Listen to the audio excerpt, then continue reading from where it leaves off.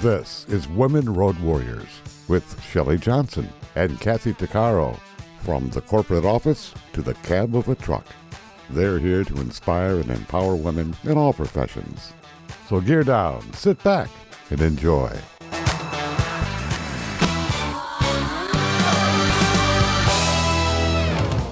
Welcome.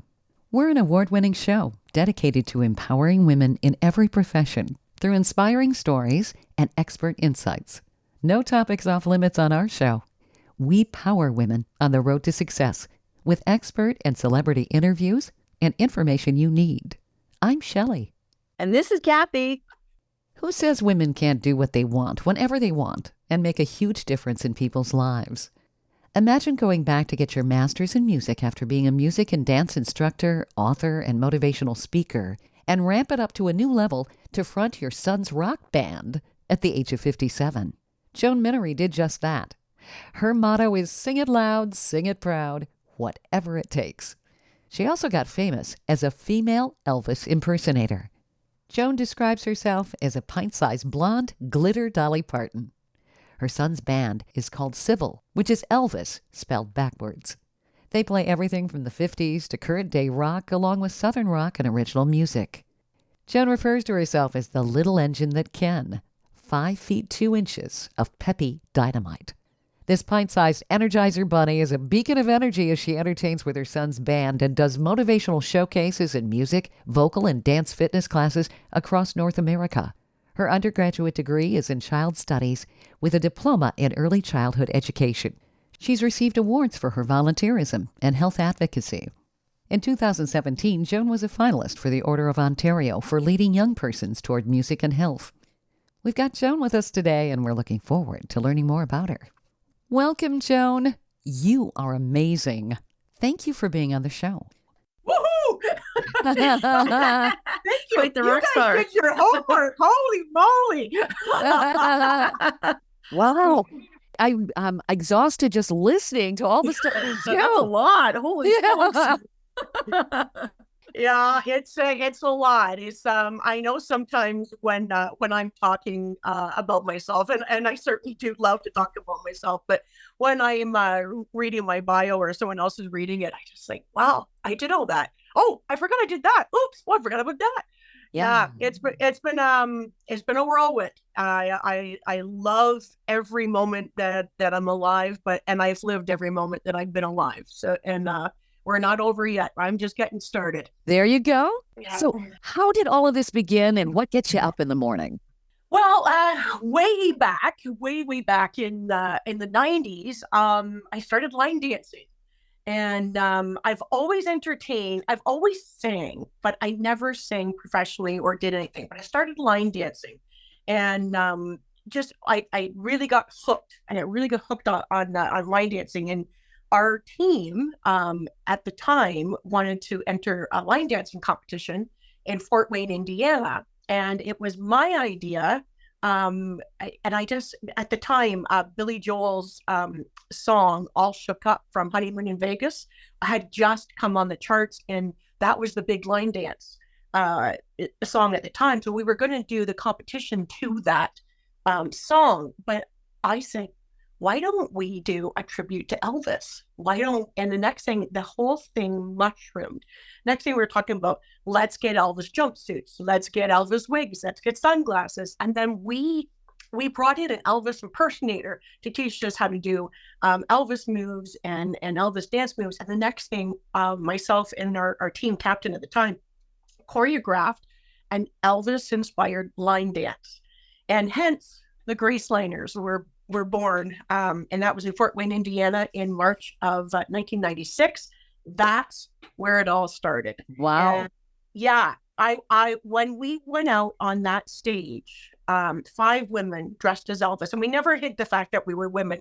Most of us were quite bodacious, and so we never hid that. We were just women, female line dancers dressed as Elvis. But when I went out and I was in the front and I stood across the stage on my knees, and I knew we had something. I looked at that all-American crowd and I went, if we can put this American crowd who love, well, I know you're American, but Americans love Elvis. Yeah, right. If we can put them on their feet, we have got something. Now, the captain of the team at that time was only with us for that particular show, and then she moved out west, and so I took over, and I went ballistic with it. Morning, noon, and night, I ate, lived, and dreamed the Graceliners, and we were featured in the National Examiner. We were contacted by Oprah Winfrey. We were on tabloids all over the world, and we started traveling. And the next thing we found out, we did not know at the time, there is a whole Elvis world out there. Oh, yeah. There's Elvis festivals. There's Elvis concerts. Well, we didn't know this. And we started getting invited, and we started becoming celebrities. That's so cool. That's where it started. So that was in, so the dance team itself, then I started singing within the dance team. So I started singing as an Elvis impersonator, or an Elvis tribute artist, as they like to be called now. And that's basically where it all really began. I have always sang and I've always danced. I have always dreamed of being just an actress and a singer and a dancer and all that, but I had never done it. So I found myself, I was 29 and on this dance team, and we really, really had something huge, and it took off. And that's so cool. That's where it started. So I had a question. Elvis line dancing. Obviously, he was known for his wiggles and stuff. How exactly do you do an Elvis line dance? That's right. Yeah. Well, it's that he has. We really started watching all of Elvis's videos. Jailhouse Rock, obviously, because he choreographed that entire routine. But I got a lot of living to do, like his early stuff, and we really started watching his dance moves. So we started incorporating that. So, the most well-known, there's line dance in the world is electric slide and the tush push. So what we would do is we would take line dance steps, and we would we do like a grapevine to the right, and then we do an Elvis move, and then we do a grapevine to the left, and then we throw in a couple of knee wiggles and that. But we started to a country and western song. But when we started our show, the Graceliner show, it was all to Elvis music. So like we came out with the 2001 Space Odyssey, and the, That's All Right Mama, CC Rider, and our 3.5 minute routine ended up into a 45-minute show. And then we were traveling. We were like at Denim and Diamonds in New York. We were featured on CNN. We were in every single newspaper during Elvis Week of 1997.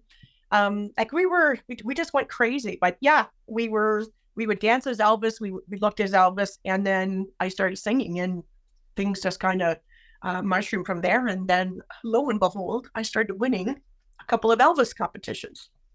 So nice. In a very cool. Male-dominated world.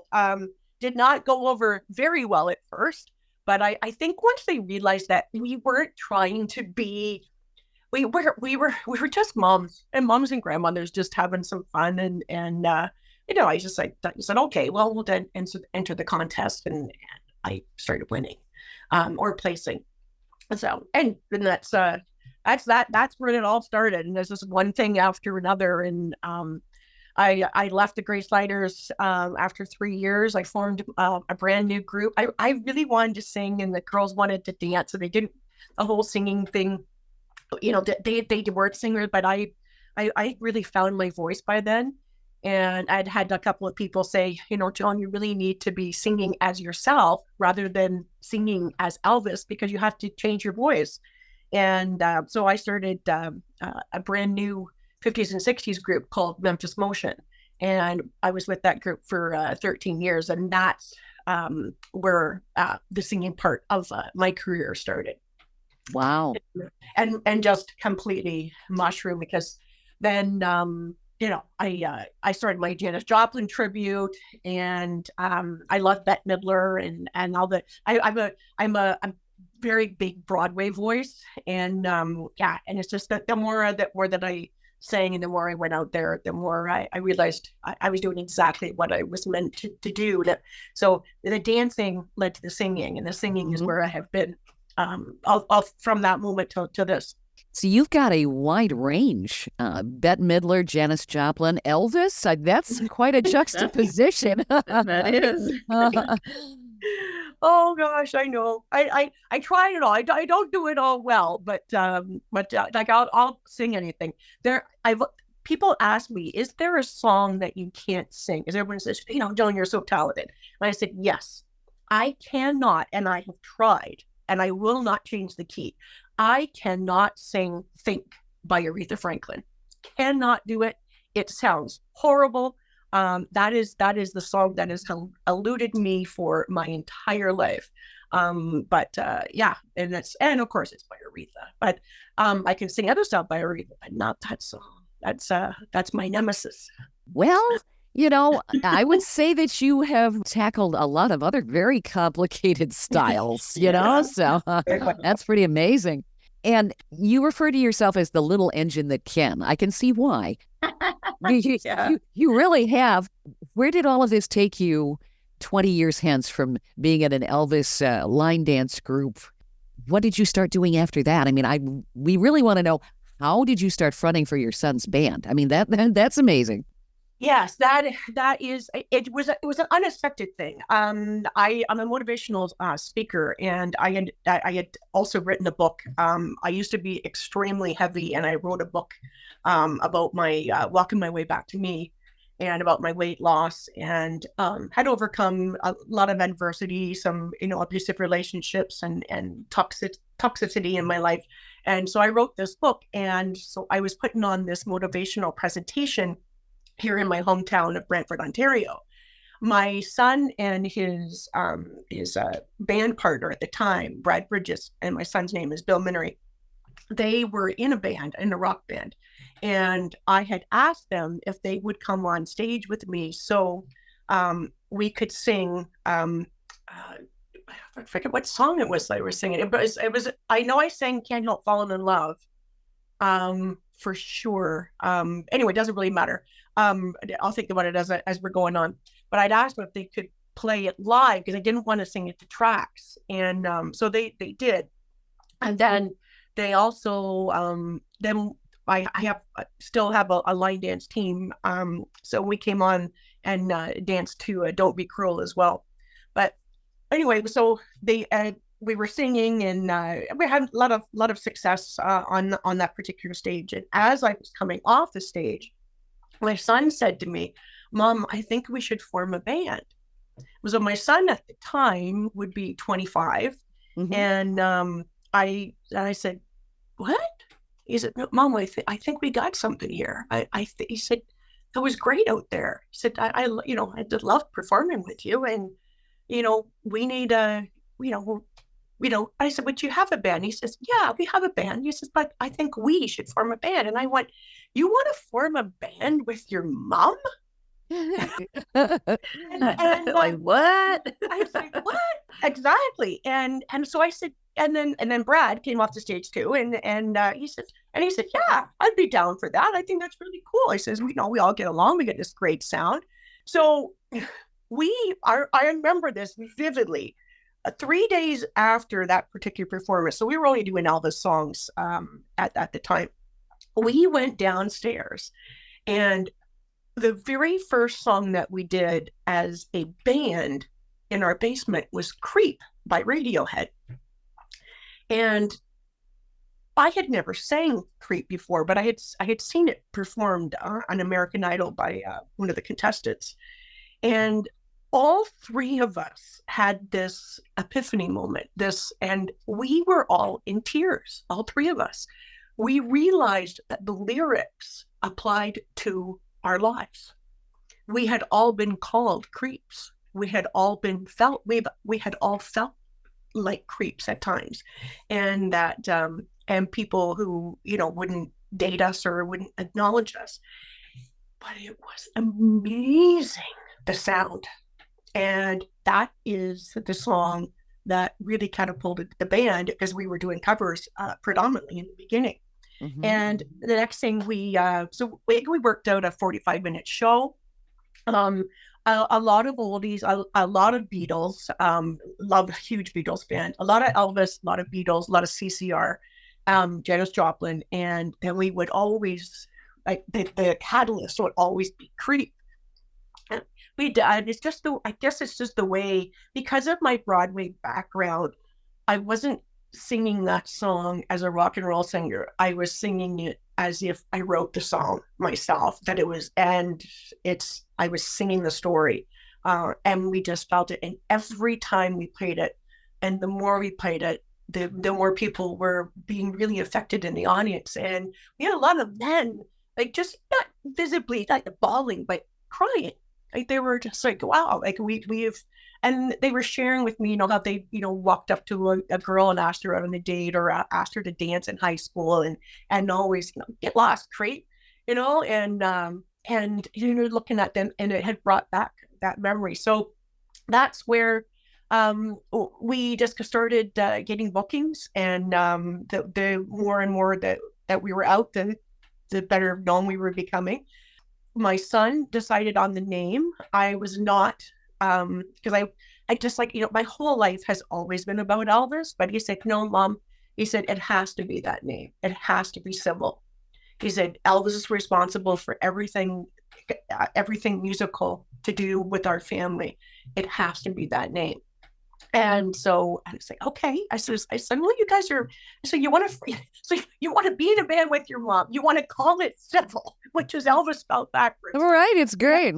Yeah. And that's where we formed in, I think 2016 and 17.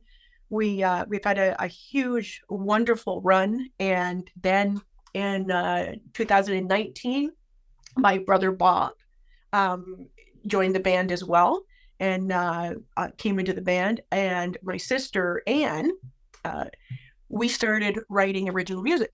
We got booked for this massive festival here in Brantford, Ontario.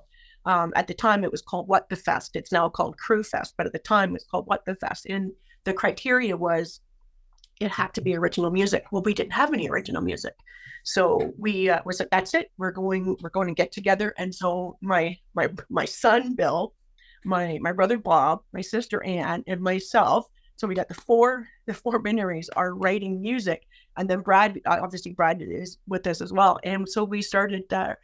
We wrote original songs for that show. We did really well on the show. Then we recorded them. Brad went on to do. He joined another band, and then it's wonderful man and an amazing drummer. But he left, and we brought in Dan Taylor, who has been with us now for 4 years. He is our resident drummer and guitarist. He plays rhythm guitar, also plays 17 other instruments. So we're now, it's Dan and Bill and I. My brother Bob sometimes plays with us, although he's more folk oriented. So, like, if we're doing a coffee house or like a type of folk type of venue, then he'll come out. But it's mainly just Dan and Bill and I. And we've just released another album of all original tunes. That's a lot more fun than retiring, don't you think? Yeah. Gosh, yeah.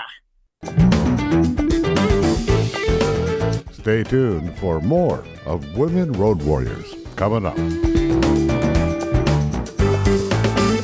Dean Michael, the tax doctor here. I have one question for you. Do you want to stop worrying about the IRS? If the answer is yes, then look no further. I've been around for years. I've helped countless people across the country, and my success rate speaks for itself. So now you know where to find good, honest help with your tax problems. What are you waiting for?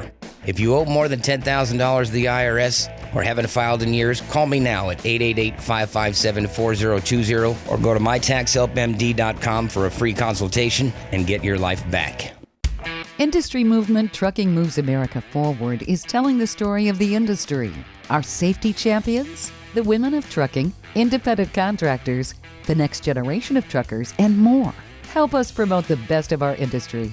Share your story and what you love about trucking. Share images of a moment you're proud of. And join us on social media. Learn more at truckingmovesamerica.com.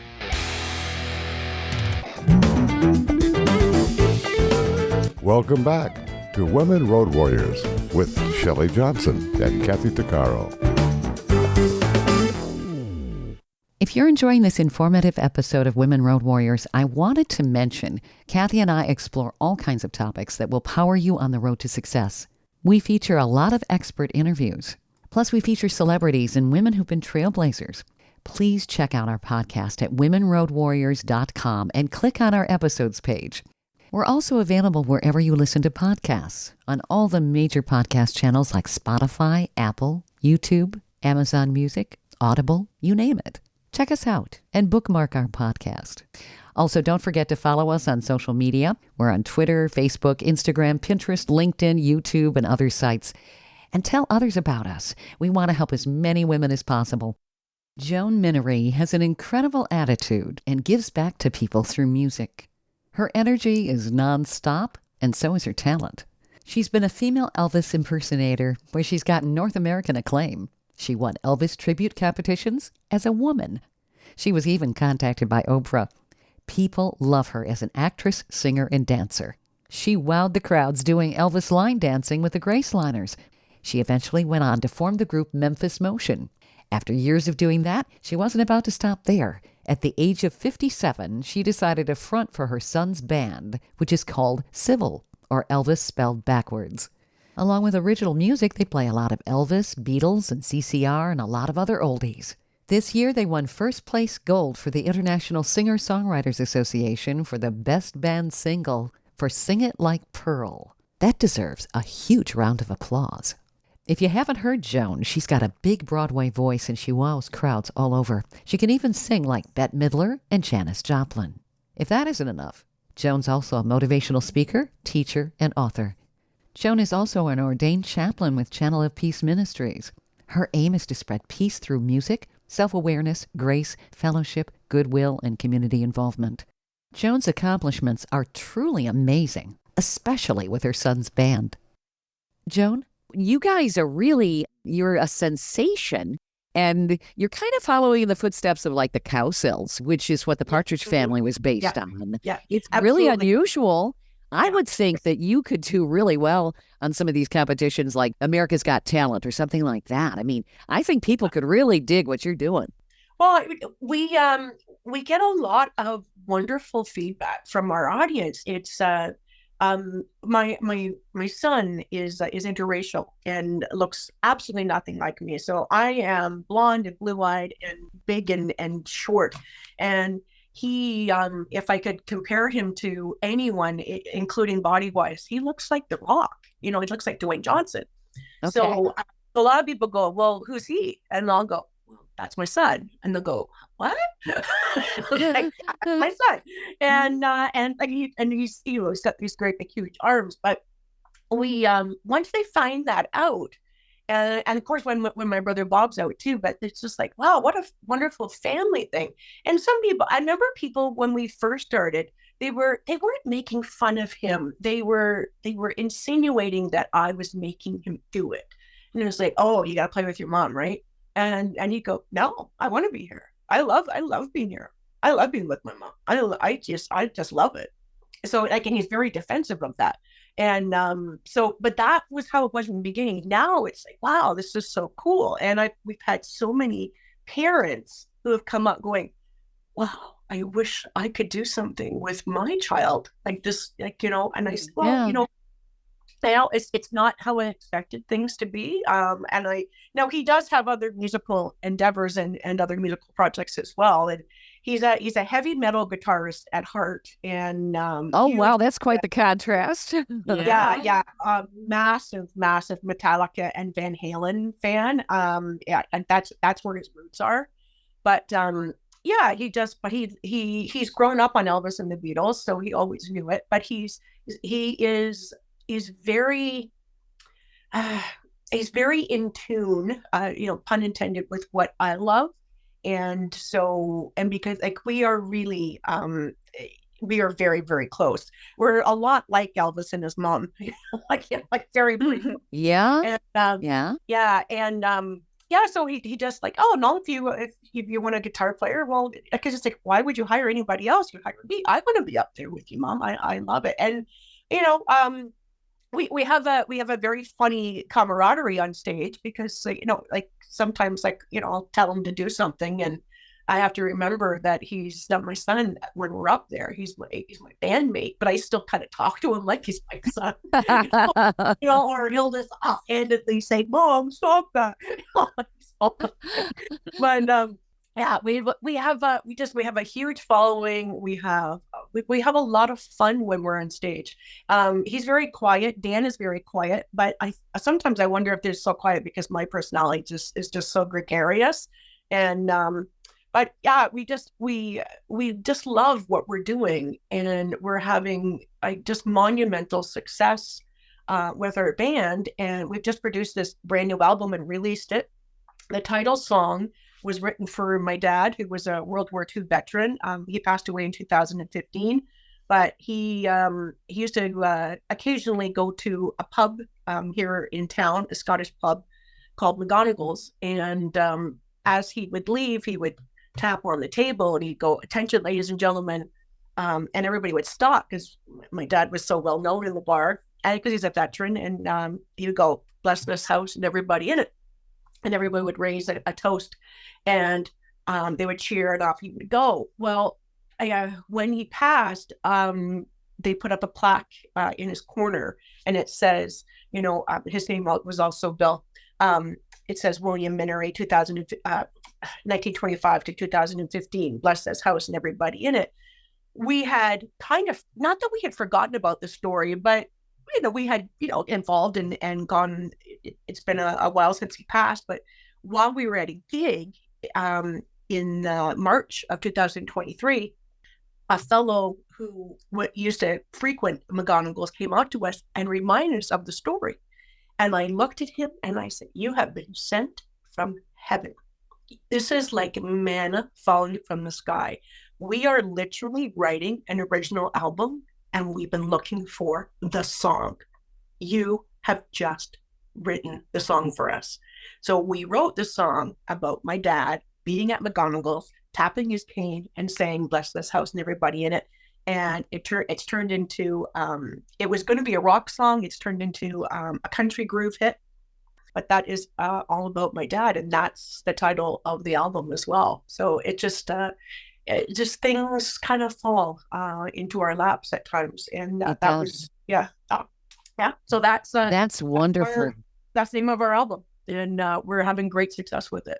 It sounds like part of what brings all of this together is you've got an organic synergy, but you have a message about life. The things you're doing really resonate with people because it's real. Yeah, I'm unapologetically me, and I am real. I'm short. I'm overweight. But I'm also I'm a mom who just, you know, absolutely loves her son and will do absolutely anything for him. I spoil him crazy.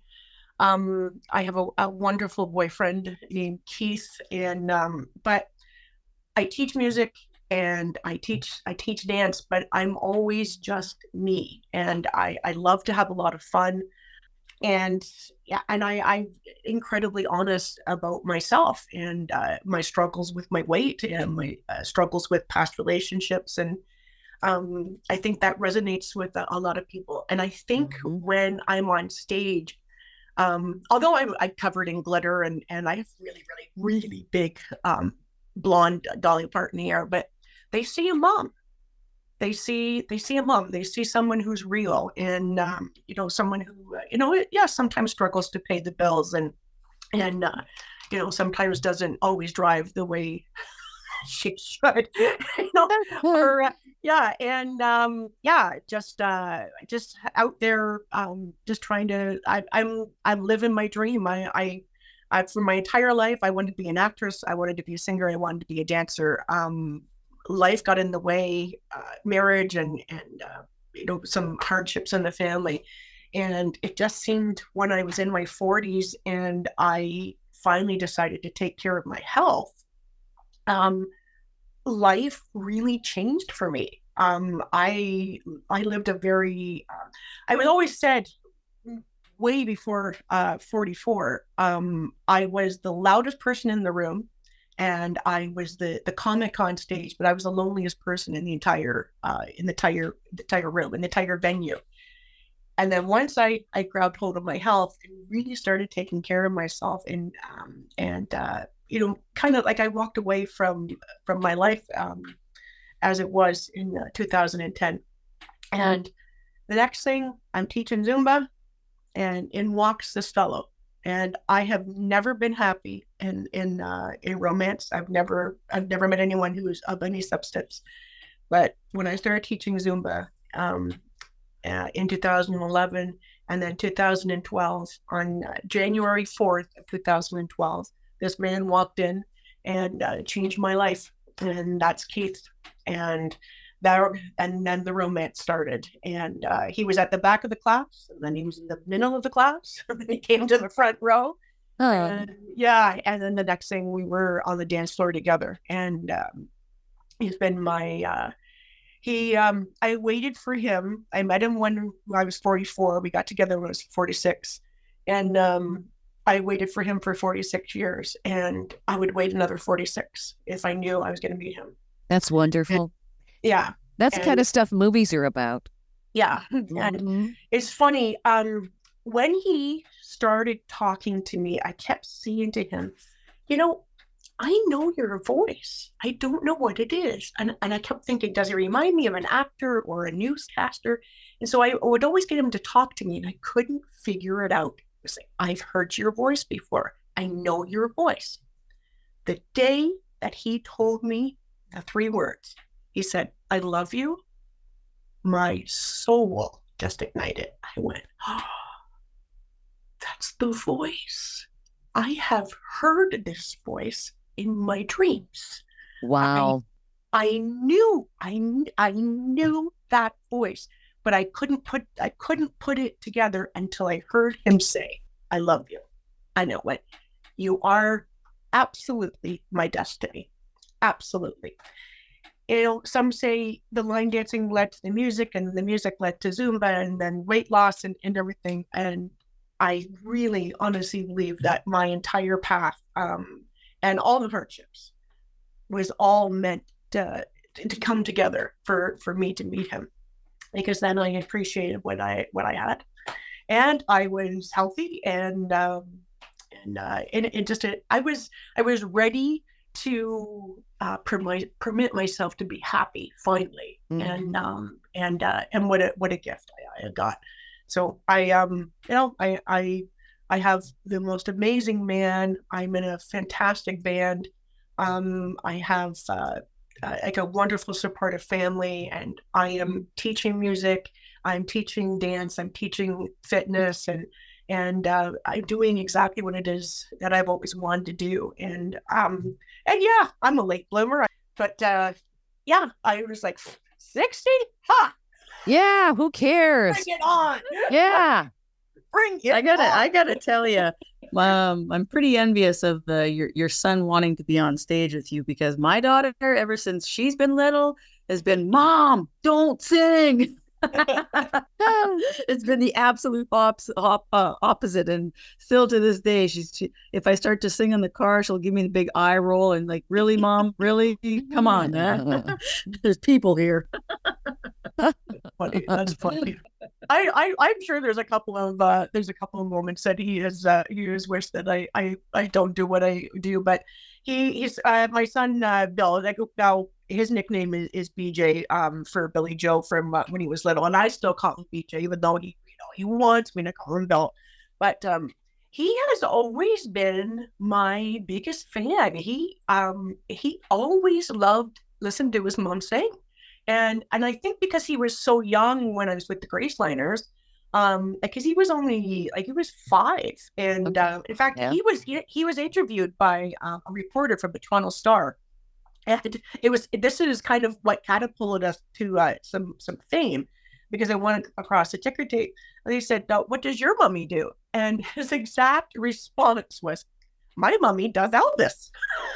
I love it. That's great. And well, so that was picked up on the ticker tape, and the next thing, like we had so many reporters contacting us. It's like, we want to talk to this little boy, and I was like, well, he's only 5, so like, I don't the double entendre of that. He did not understand. He just said, "Mommy does Elvis." Yeah. So, but that has been our life. So, and I have three floors of Elvis memorabilia in my house, and it's just. I have always been a huge fan. I believe that music is, they say love is the international language. I believe that it's music. And I firmly contend that Elvis is the epitome of that. Elvis was such an influence to all of the major rock groups and even people today that are musicians. I mean, he made a huge impact, not only in the music industry, but with people. Yeah. And he really was very... he included everyone too. Everyone. In spite of the fact there was pushback in the music industry, he's like, no, I want these people in my show. And he was steadfast about it. So, I mean, he made such a wonderful impact on humanity, a wonderful change in inclusion and all of that. And yes, he got some pushback certainly in the very beginning. What is that wiggling? What was it on the Ed Sullivan Show? They had to only shoot him from the waist up because the waist up. Yeah. How dare you? How dare you move your hips? And the girls were having these reactions that they didn't understand what was going on with their bodies. But they knew something was tingling. Right. Yeah. Like, oh, Mom, what is that feeling? Then the girls are turning around and see their moms out with the same belly too. It's like, we got a problem. Stay tuned for more of Women Road Warriors coming up. Dean Michael, the tax doctor here. I have one question for you. Do you want to stop worrying about the IRS? If the answer is yes, then look no further. I've been around for years. I've helped countless people across the country, and my success rate speaks for itself. So now you know where to find good, honest help with your tax problems. What are you waiting for? If you owe more than $10,000 to the IRS or haven't filed in years, call me now at 888-557-4020 or go to mytaxhelpmd.com for a free consultation and get your life back. Industry movement Trucking Moves America Forward is telling the story of the industry. Our safety champions, the women of trucking, independent contractors, the next generation of truckers, and more. Help us promote the best of our industry. Share your story and what you love about trucking. Share images of a moment you're proud of. And join us on social media. Learn more at truckingmovesamerica.com.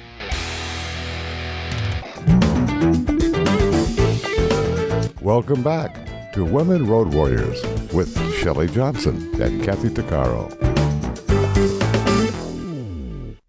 Joan Minnery doesn't believe in stopping just because the calendar says she's a certain age. What is age these days anyway? People are way too concerned with what year they were born, and they make that an excuse not to do something.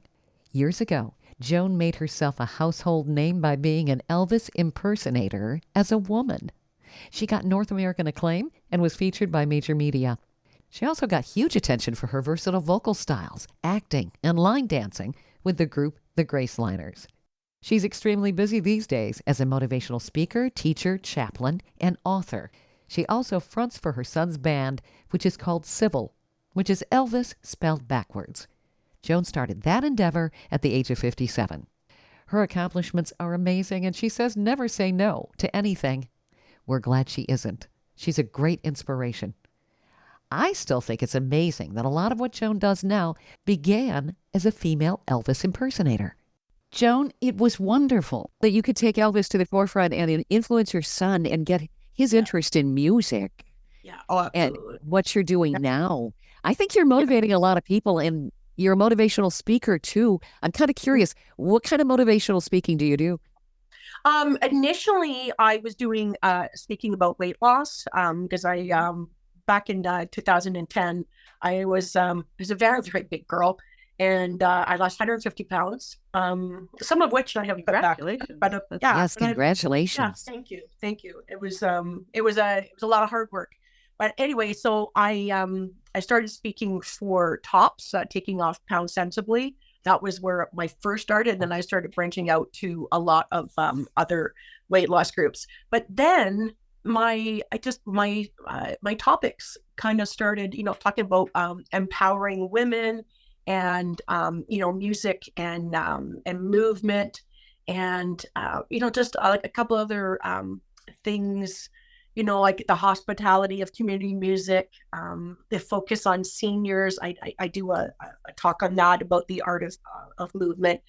And I really, really started getting into this whole I am concept. The I am concept of self-love and self-empowerment, and to live in the I am, not I will.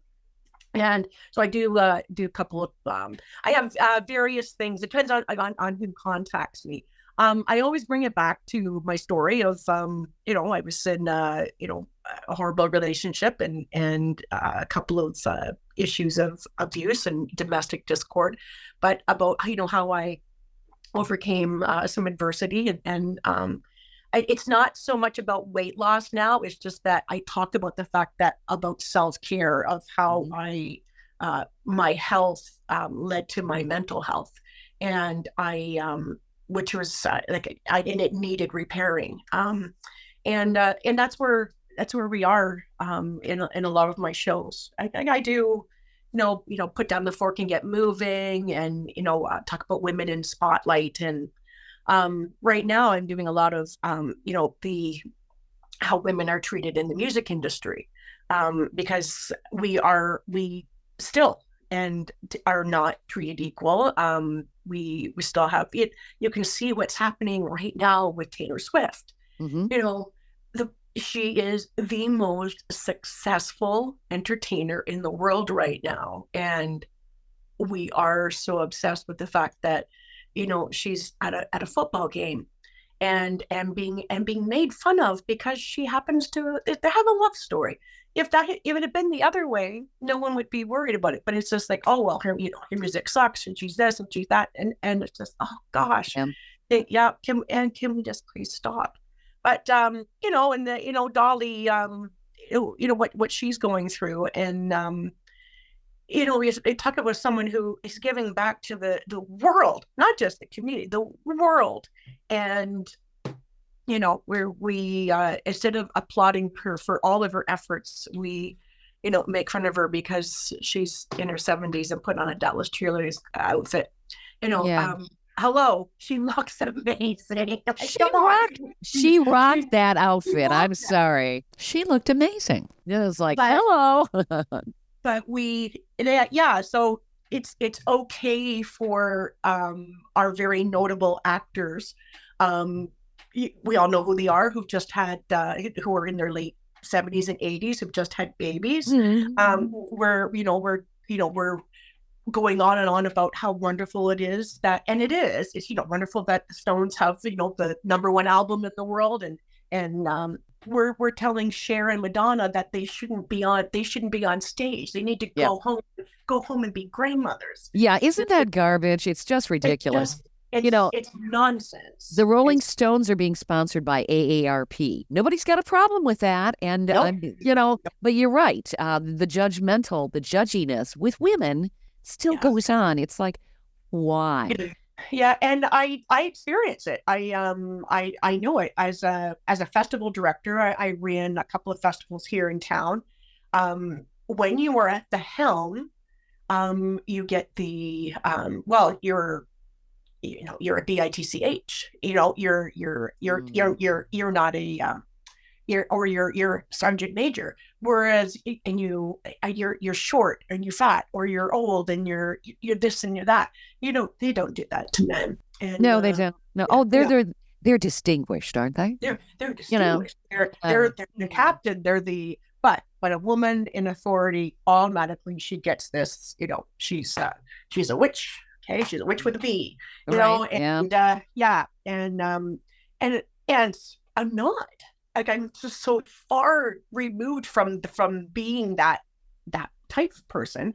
I'm very, very fair and very fun loving. But when you're in charge of something, people automatically, they just, oh, she must be, oh, she's hard to deal with, or she's, she's difficult. And in the music industry, you've got ageism and, understandably, if I'm going up against someone, I just, like Billie Eilish or Taylor Swift, they're going to choose them because of their youthfulness. But I find it sometimes when we're trying to get gigs, when I go in, I see it because I'm looking at bar owners or brewery owners who are usually, men in their mid-30s, and they're looking at me thinking, oh, I don't know if I want you singing here. So but if I send in the guys, and I say, oh, okay, yeah, we'll hire you. Yeah. And then they watch the band and they go, oh, wow, you guys are really good. Mm. It's like, well, so you didn't think I was good by myself? So when I walked in here as this, 57-year-old woman, you automatically assumed that I was no good. Yeah, isn't that amazing? The stereotypes, the judgment calls, judging a book by its cover. It seems to happen more with women. And, it does. The word assume.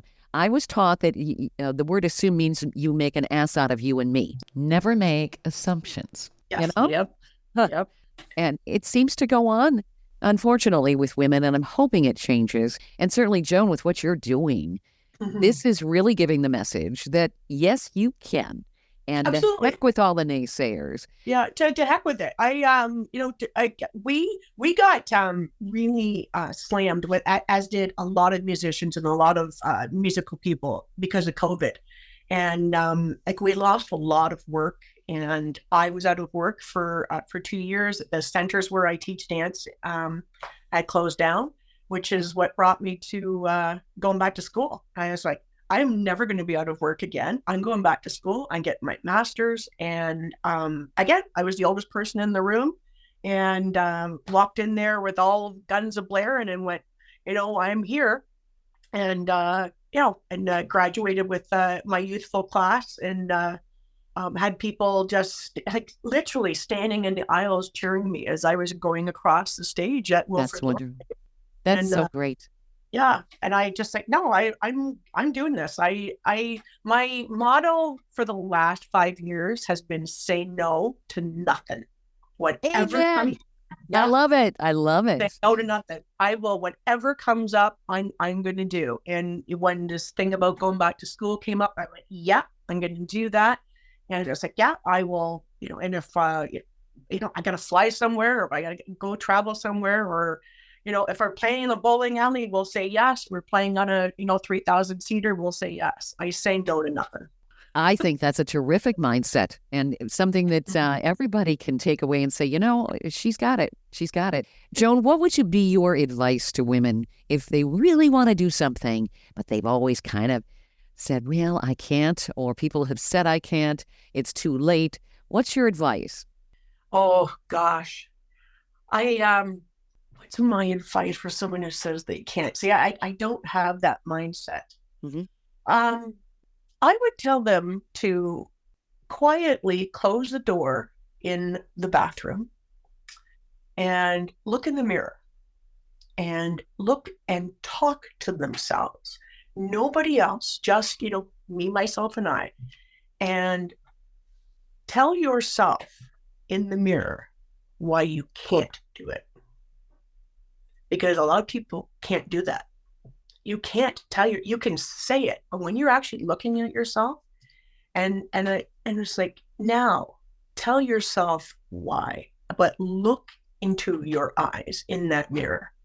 Look into your eyes and say, if just for example, if you've always wanted to, go back to school, it's like, you can put 1,000 obstacles in front of you, but when you are looking at yourself in your eyes, in the mirror, tell yourself why you want to go back to school. And then those whys need to be yeses. And it's like, no. So you walked into the room saying, I can't do it. But I want you to walk out of the room saying you can do it. But you got to look at yourself in that mirror and just keep saying it over and over and over again. Yes, I can. Yep. Yes, I can. yes, I can. Yes, I can. And you need to live in the complete I am. Not Yep. I will, not I was, not I should have. It's the I am. And say, I am going back to school. I am taking a dance class. I am going to get a new job. I am going to get my driver's license. I am. And even if, and just like, I am 150 pounds. I am a size 10. I don't care if you weigh 350 pounds. You keep saying the I am, because everything, you are responsible for the energy you bring into your own space. And Yep. that's what you need to do in that bathroom. You need to revitalize that energy, bring it back into your own space, and just live in the complete I am. I am. I And love then it. you can, yeah. Totally. I would do. Positive affirmations like that, they're so powerful. Joan, I would love to continue picking your brain here because you've got some wonderful philosophies on life, but we have to kind of wrap it up. Totally, totally understand that. Where do people reach you? Where can they follow the band? Where can they buy the music? You got all kinds of things out there that people can check out. Yeah, well, to find me, myself, and I, just go to my website, which is joanminnery.com. So JoanMinnery.com. So there you're going to find out about me, my motivational shows, my dance fitness stuff, my books and stuff like that. But if you want to buy our music and support the band, Spotify, and you're looking for SIVLE, SIVLE, and you're looking for SIVLE from Canada, and or you'll also find all of the links for SIVLE are also on my website. Facebook, I'm under Joan Minnery. It's just facebook.com/Joan Minnery. And I have a public page. You're more than welcome to find any information about that. Same thing, Twitter /Joan Minnery, Instagram /Joan Minnery. So it's I'm very easy to find. But really, the best place, just go to my website. You'll find out all the information there. And if you don't find, you'll find links to a lot of our music and all of our activities and stuff that we're doing. This is wonderful. I really have enjoyed talking to you, Joan. Oh, thank you. Thank you so much. I've done a lot of talking. No, that's good. Good. Oh, absolutely. It's great. You got me energized. I need to get into some sort of a line dance, and I'm not sure what kind of swivel I'm going to be doing, but I think this is great. Yeah, well, I'm really happy to see line dancing has made a huge comeback. Zumba took over, and line dancing has really made a big comeback in the last couple of years. But we're excited to be back again. So, yeah, I just keep doing it. I'm again, say no to nothing, and I'm here. I'm 2 years off of 60, and there ain't no stopping me. Love Awesome it. to hear. Yeah. Yep. I love it. Thank you, Joan. Thank you. Thank you. Yeah, thank you. Thank you very much. We hope you've enjoyed this latest episode. And if you want to hear more episodes of Women Road Warriors or learn more about our show, be sure to check out womenroadwarriors.com. And please follow us on social media. And don't forget to subscribe to our podcast. On our website, we also have a selection of podcasts just for women. There are a series of podcasts from different podcasters. So if you're in the mood for women's podcasts, just click the Power Network tab on womenroadwarriors.com. You'll have a variety of shows to listen to anytime you want to. Podcasts made for women. Women Road Warriors is on all the major podcast channels like Apple, Spotify, Amazon, Audible, YouTube, and others. So check us out, and please follow us wherever you listen to podcasts. Thanks for listening. You've been listening to Women Road Warriors with Shelley Johnson and Kathy Tuccaro. If you want to be a guest on the show or have a topic or feedback, email us at sjohnson@womenroadwarriors.com.